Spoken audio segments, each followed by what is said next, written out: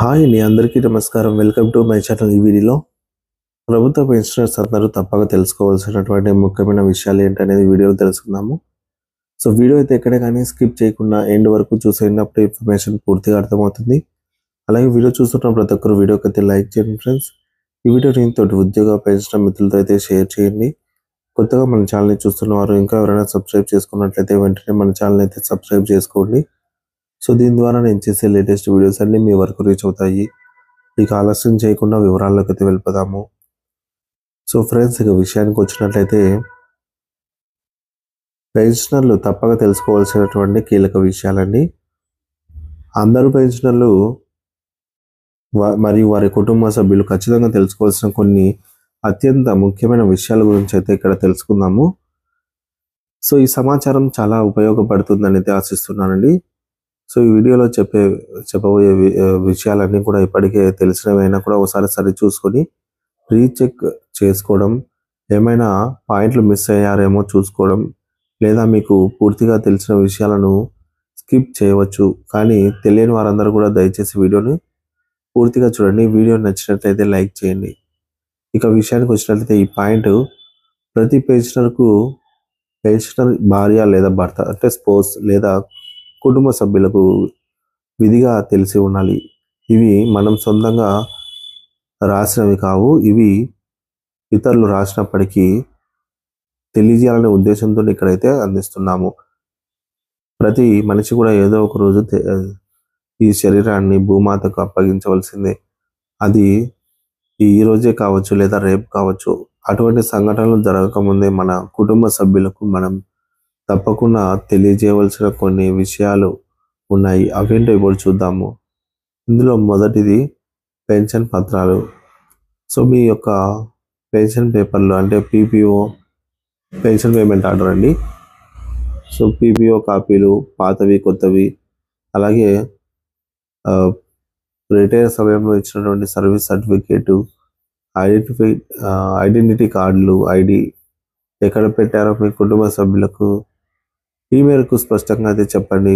మీరు లేని తర్వాత అవి కనబడకపోతే మీ కుటుంబ సభ్యులు తీవ్ర ఇబ్బందులు అయితే పడతారు. మరి ఈ డాక్యుమెంట్లు కుటుంబ పెన్షన్ పొందడానికి అత్యంత కీలకం అవుతాయి. ఇక రెండవది జనన ధృవీకరణ పత్రాలు, బర్త్ సర్టిఫికేట్ మరియు డెత్ సర్టిఫికేట్స్. మీ యొక్క జనన ధృవీకరణ పత్రము మీ కుటుంబ సభ్యులకు అంటే భార్య లేదా భర్త లేదా పిల్లలకు ఈ యొక్క బర్త్ సర్టిఫికేట్ మీది ఎక్కడ ఉన్నాయో తెలియజేయండి. అలాగే పెన్షనర్ తల్లిదండ్రుల మరణానంతర ధృవపత్రాలు. సో అవసరమైతే ఇక్కడ ఎక్కడ ఉంచారో కూడా మీ కుటుంబ సభ్యులకైతే చెప్పాలి. ఇవి కూడా మీకు కొన్ని సందర్భాల్లో అయితే ఉపయోగపడవచ్చు. ఇకపోతే మూడోది సర్వీస్ డాక్యుమెంటేషన్లో కుటుంబ సభ్యుల వివరాలు. సో ఈ మేరకు మీ సర్వీస్ డాక్యుమెంట్ కాపీలో మీ కుటుంబ సభ్యుల పేర్లు, పుట్టిన తేదీ సరిగ్గా నమోదై ఉన్నాయా లేదా 1-2 సార్లు అయితే చెక్ చేసుకోవడం మంచిదన్నమాట. ఈ డాక్యుమెంట్ కాపీని మీ కుటుంబ సభ్యులకు చూపించి అది ఎక్కడ భద్రపరిచారో కూడా వారికి తెలియజేయండి.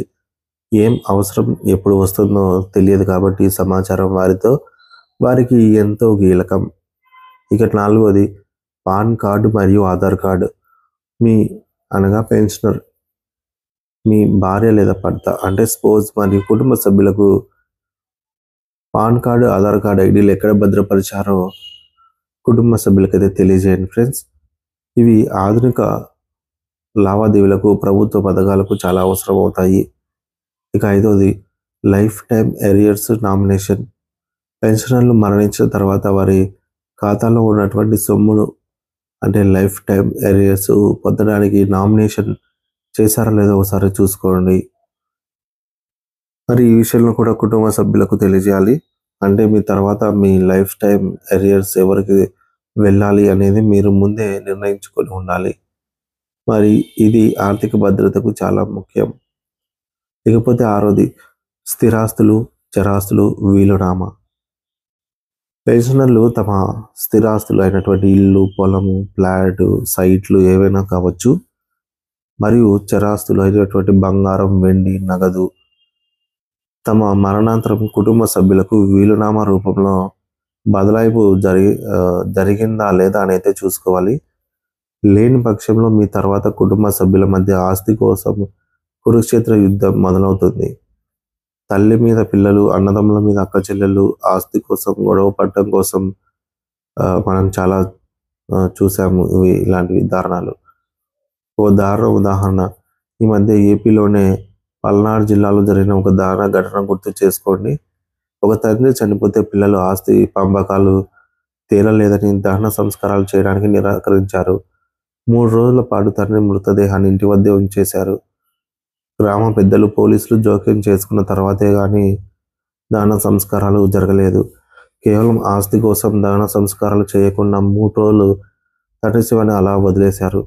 ఇలాంటి పరిస్థితులు మీ కుటుంబాలకు రాకుండా ఉండాలంటే ముందుగానే మీరు బ్రతికి ఉండగానే వీలునామాను సిద్ధం చేయించుకోండి. లేకపోతే చనిపోయిన తర్వాత కూడా మీ కుటుంబ సభ్యులు మీకు శాపనార్థాలు పెడుతూనే ఉంటారు. ఇక 7వది జాయింట్ పెన్షన్ అకౌంట్. మీ యొక్క పెన్షన్ అకౌంట్తో పాటు మీ భార్యకు లేదా భర్తకు అంటే మీ స్పోర్ట్స్కు ఉమ్మడి ఖాతా ఉందో లేదో తనిఖీ చేసుకోండి. జాయింట్ అకౌంట్ ఉంచుకునేలాగా చూసుకోండి. అలా లేకపోతే పెన్షనర్ మరణించిన తర్వాత భార్య లేదా భర్తకు కుటుంబ పెన్షన్ మంజూరు చేయడానికి వారి అకౌంట్ వివరాలు, ఇతర డాక్యుమెంట్లు సేకరించడం చాలా కష్టమవుతుంది. సో ముందే జాయింట్ అకౌంట్ ఉంటే వారికి ఆటోమేటిక్గా పెన్షన్ అనేది ట్రాన్స్ఫర్ అవుతూనే ఉంటుంది. ఇక 8వది బ్యాంకు మరియు పోస్ట్ ఆఫీస్ ఖాతాలలో నామినేషన్లు. మీకు ఎన్ని బ్యాంకులు లేదా పోస్ట్ ఆఫీసుల్లో ఖాతాలు ఉన్నాయో లేదా ఫిక్స్డ్ డిపాజిట్లు ఉన్నా సరే అందులో అన్నిటిలోనూ నామినేషన్లు ఇచ్చారో లేదో చెక్ చేసుకోండి. నామినేషన్ లేకపోతే పెన్షనర్ మరణించిన తర్వాత కుటుంబ సభ్యులు ఆ సొమ్మును తిరిగి పొందడానికి చాలా కష్టపడాల్సి వస్తుందన్నమాట. ఇక 9వది కుటుంబ సభ్యుల జాబితా మరియు స్థితి వివరాలు. మీరు పనిచేసిన రిటైర్ అయిన ఆఫీస్కు మీపై ఆధారపడి ఉన్న కుటుంబ సభ్యుల యొక్క సరికొత్త జాబితా మరియు వారి సామాజిక, వైవాహిక స్థితులు తెలుపుతూ లేఖ పంపుకోవాలి. ఈ మేరకు చూసుకున్నట్లయితే ఉదాహరణకు కూతుర్ల విషయంలో పెళ్ళైన భర్త చనిపోయి ఉన్నాడు అంటే వితంతువుగా ఉన్నారా, విడాకులు పొందారా అంటే విడాకులు తీసుకున్నవారా, అంగవైకల్యం ఉన్నవారు ఎవరైనా ఉన్నారా, మానసిక రుగ్మతతో బాధపడేవారు ఎవరైనా ఉన్నారా అన్న వివరాలు పంపి అక్నాలజ్మెంట్ పొంది భద్రపరచుకోవాలి. ఇది మీపై ఆధారపడిన వారికి భవిష్యత్తులో ఉపయోగపడుతుంది మరియు ఆర్థిక భరోసా కల్పిస్తుంది. 10వది పీపీఓలో భార్య లేదా భర్త వివరాలు. మీ పీపీఓ కాపీలో మీ భార్య లేదా భర్త పేరు సరిగ్గా నమోదై ఉందో లేదో, అలాగే వారి పుట్టిన తేదీలు సక్రమంగా ఉన్నాయో లేదో ఖచ్చితంగా చెక్ చేసుకోవాలి. మీ బాధ్యత మీపై అయితే ఉంది ఈ బాధ్యత. ఎందుకంటే కొత్త పీపీఓలలో ఇటువంటి తేడాలు కనబడుతూ ఉన్నాయట. ఇక 11వది వివాహ పత్రాలు. మీరు ఏ మత సంప్రదాయం ప్రకారం వివాహం చేసుకున్నారో వాటికి సంబంధించి పెళ్లి కార్డులు లేదా మ్యారేజ్ రిజిస్ట్రేషన్ సర్టిఫికేట్ భద్రపరచుకోవాలి. ఇవి భవిష్యత్తులో మిమ్మల్ని కొన్ని చిక్కుముళ్ళ నుంచి బయట పడవేస్తాయి. అవి మీ కుటుంబ సభ్యులకు చూపించి ఎక్కడ పెట్టారో తెలియజేయాలి వారికి. ఇక 12వది స్థిరాస్తి పత్రాలు. మీ యొక్క స్థిరాస్తి పత్రాలు అయినటువంటి ఇల్లు, పొలం, ఫ్లాట్, సైట్లు అవి కొనుగోలు చేసినవి కావచ్చు లేదా తనఖా పెట్టిన పత్రాలు కావచ్చు. వాటిని వివరాలు కుటుంబ సభ్యులకు తప్పకుండా చెప్పి అవి ఉన్న ప్రదేశాలను వారికి చూపించాలి. లేకపోతే మీ తర్వాత వారు చాలా ఇబ్బందులు ఎదుర్కోవాల్సి అయితే ఉంటుంది. సో ఈ సమాచారాన్ని మీకు ఎంతగానో ఉపయోగపడుతుందైతే ఆశిస్తున్నాము.